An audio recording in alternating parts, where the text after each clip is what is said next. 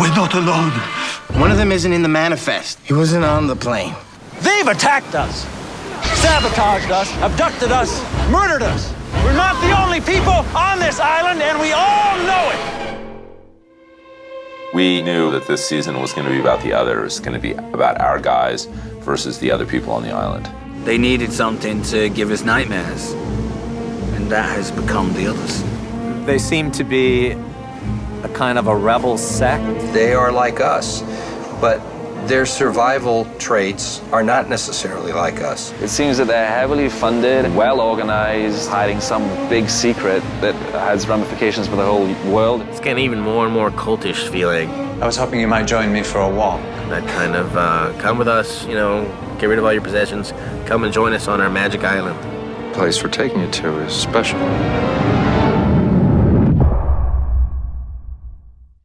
They could possibly have redeeming qualities, or they could just possibly be stark raving mad. It's far more interesting to have morally ambiguous people. Why are we doing this? We knew that we wanted to feature some of the others who we had yet to meet. The face of that ultimately being Juliet Elizabeth Mitchell. Juliet's a fertility doctor. She's brought to the island for a specific purpose, to help the women there have babies. There's something cool there. Look who's here. Rehearsal? Look over there. My name is Benjamin Linus. Ben is sort of the commander of the others. On the ground, here, in this place, he's sort of the last word. We sort of envisioned that there would be a number two. And what we've discovered is that there's a group of number twos.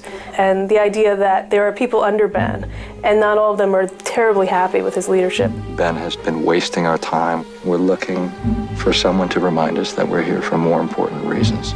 Alpert is the consigliere to the leader, and as such plays a very important role in influencing the events of the others' lives. He's sort of the Dick Cheney of the island. That is to say, he was kind of in power for Bush Sr., and now he has no aspirations to be the president of the island himself. This is Ethan. He's one of my colleagues. It's a pleasure to meet you.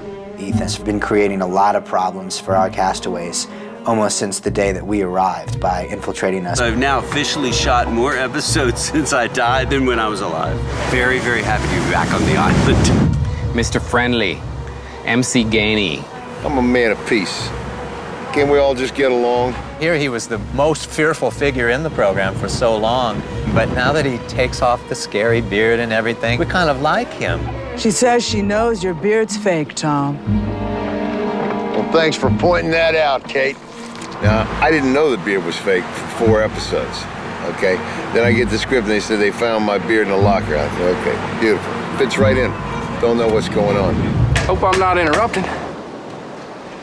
You two arguing over who's your favorite other? There are sort of good guys and bad guys inside the others community. And we were talking about Alex in that regard. I think that Carl and Alex are sort of rebel others. They go against the others' way of life and teachings. If I get caught, your father's gonna kill me this time. But there are also Ben loyalists. Miss Clue is willing to do anything to protect the secret of the island. She would rather be killed than taken prisoner. Do it, Mikhail!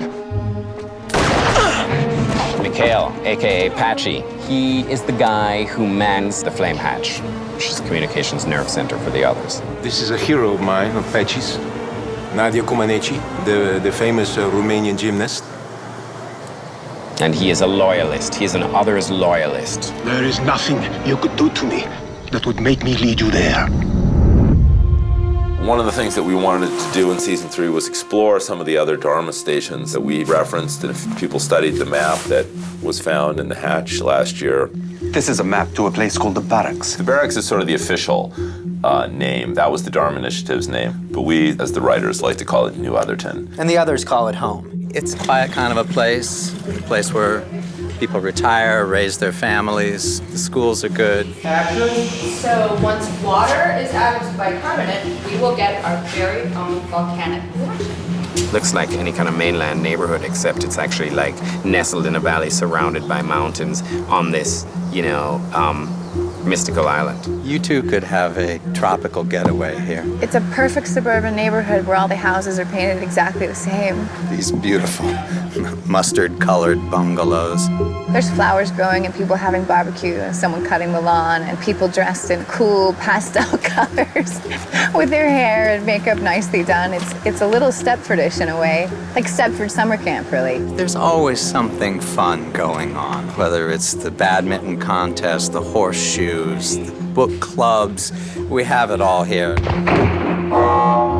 Okay, everyone into your positions. There's the undertone of something that's not quite right. It's different than, say, your average suburbia in California somewhere. That would happen to be things like surveillance cameras, speakers, and security lights. You wouldn't necessarily see that in your own comfortable neighborhood. And that's to give an idea, a very subtle idea, that there's something else going on behind the scenes here. All the places that the others inhabit or the places that they work in have a wonderful sort of science fiction, fantasy quality about them. This is one of their stations, the Dharma Initiative. They called it the Hydra. This is our logo for the Hydra Station. It's basically the Hydra, which was a mythological creature with several different heads. And so there's various different types of substations used for experimentation. The Hydra Station is basically the zoological station, which we've been alluding to since we saw the polar bear in the pilot. Let's finally go to this place where these animals were. We know that Kate and Sawyer were being kept in polar bear cages. Could I interest you in possibly a fish biscuit?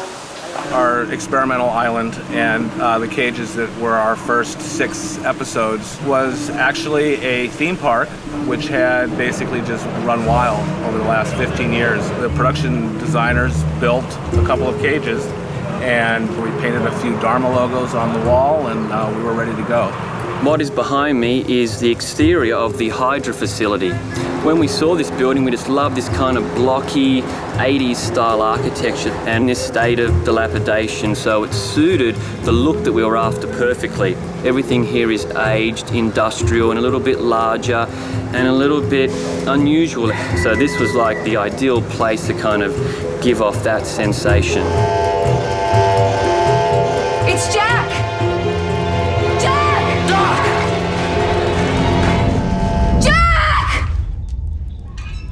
We're underwater, aren't we? We know that the cage that Jack was kept in was used to bring in maybe sharks, and Juliet says dolphins as well. The concrete walls, the tile, the steel floor, the table that Jack is laid upon, and the harness all lend itself to feeling that Jack is being held prisoner in a very dark space.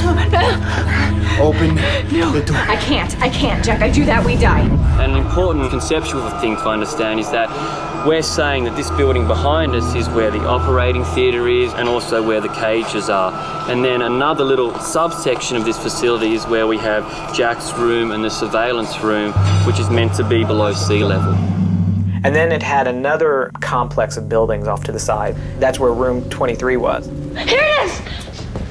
The Dharma Initiative was doing all these experiments on animals. So is that room that Carl was in for humans? Or what kind of animals were they showing those films to? Like, what was really going on there? That's our island? What, you didn't believe me when I told you before? We need a boat. We saw the Hydra Station island on Russo's map in the first season. I think that's great because then fans can go back and go, hey, that was there from day one. That's kind of cool. And then, of course, we saw the Flame Station on another map. The Flame is really a communication station. Its purpose is to sort of be the conduit between the island and the outside world. I want detailed files on every single passenger. Already working on it? The others have all this information about our castaways, and Mikhail has sort of been kind of collecting it on their behalf. The basement for the Flame was filled with documents, schematics, diagrams of significant others' installations, including the Looking Glass, which is really central and pivotal in the finale. The Looking Glass station controls communications between one world, the world of the island, and the world of the mainland. Can you hear me? Yes. Yes, I can hear you. It's a communication station, sort of like the other one, except that it's underwater. It's the station that emits the ping that leads the submarine back. And basically, it's the objective of the 2 women down there to jam all signals coming into the island. Ben doesn't want to get off the island, and he doesn't want anybody else to either. I want to go home. I want to go home, Ben. Please. Can't you please just let me go home? Juliet's impetus towards getting off the island is huge. The most important person in her life has no idea where she is. So she'll do anything to get off the island. Danny! Juliet seems to be a sort of instinctive warrior, like she's this ninja genetic researcher. Rather than being cold, I think that Julia just disassociates when it comes to violence. Or when it comes to doing things that she has a true distaste for. So where she got to be so technically proficient with a gun, I would like to know. Where she got to be technically proficient with her incredible right hook, I would also like to know. I'm surprised that people pay any attention to Ben because I think Juliet is the truly frightening character on Lost. I think Juliet always thinks that she's trying to do good. Even if Michael Emerson says that I'm the scariest one. I have to say he's definitely the scariest one. He's a master of the art and science of psychology. He sets up situations where the results he hopes for are inevitable. We had such a wonderful plan to break you, Jack. I think that any redeeming qualities that Ben might choose to show are only a manipulation to get what he wants to get. But I also get to tamper with sympathies, too, because he can be very earnest. I'm sorry. He's not who we thought he was. Clearly, Ben is a guy who wants to lead these people, but I think he really wants to be the leader of the others more for his own self-aggrandizement than anything else, and I think Locke's arrival now is really threatening that. We are not going anywhere, John. You are going to stay behind. But we now see that Locke does have a special communion with the island, and he has a very mysterious encounter in this cabin with with what may or may not be Jacob. Enough! You've had your fun! It's all about who can see things on the island. And obviously, you know, some of our people have seen a lot of things, and some of them haven't seen anything. And that Ben is able to see his mother, which makes him so interesting to the others and important, and why they're willing to take him in as one of their own, their leader. Ben always says he's serving a higher purpose. He is willing to do whatever it takes for the good of the many. If any of them are stupid enough to get in your way, kill them. In order for the greater good, we have to have certain characters die. By the time you see this, I will be dead. We killed a lot of others in the finale.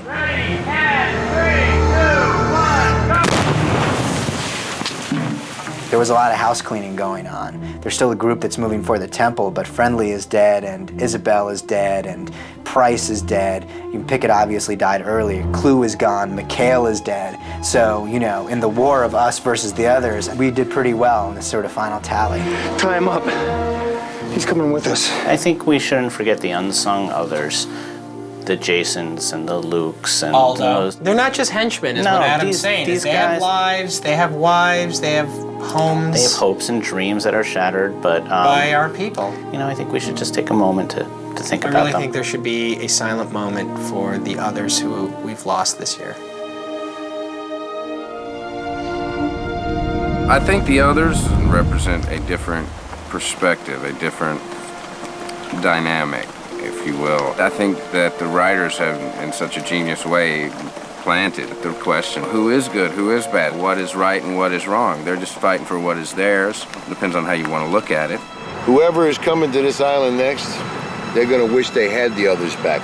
We were scientists and humanitarians compared to what kind of animals are coming next. People are really getting hurt now, and things are being done that cannot ever be undone. The survival of the island is now at stake.